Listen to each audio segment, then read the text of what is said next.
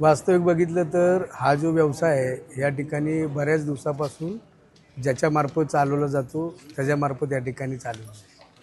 तुम्ही जे 6-6.5 हजार रुपये जे व्हॅल्युएशन काढलेले, खरं बघितलं तर वास्तविक बघितलं तर आज मला वाटतं पिंपरी आणि पुणा, पिंपरी चिंचवड आणि पुणे शहरामध्ये जवळजवळ 18 लोक मृत्युमुखी पडलेली.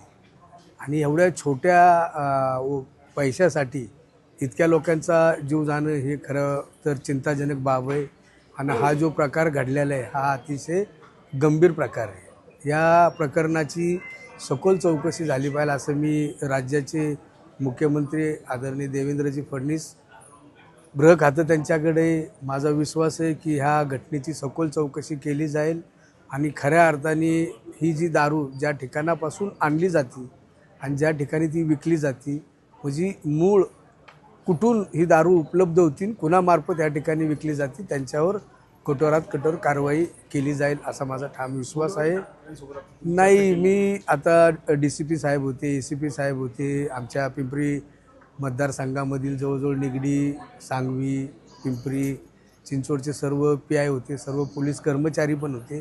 त्यांच्या संगती आता सविस्तर चर्चा केल्यानंतर अंदाजे एक 17 ते 18 लोकांची फिगर म्हणजे आकडा या ठिकाणी मृत्युमुखी पडलेल्यांचा उपलब्ध होतो. आणि जवळ 5 ते 6 जण अजून YCM हॉस्पिटलमध्ये 4 जण आणि प्रायव्हेट हॉस्पिटलमध्ये 2 जण, एक 6 ते 7 जणांचे उपचार या ठिकाणी चालू आहे. खरं बघितलं तर पोलीस कमिशनर, आता DCP, ACP, पिंपरी चिंचवडचे विविध भागातील PI लोक, माझं सक्त निर्देश असे असणार आहेत की जेणेकरून हा जो गंभीर प्रकार घडलेला आहे आणि फ्युचरमध्ये किंवा भविष्यकाळामध्ये हा प्रकार घडू नये म्हणून कठोरात कठोर कारवाई केली जावी.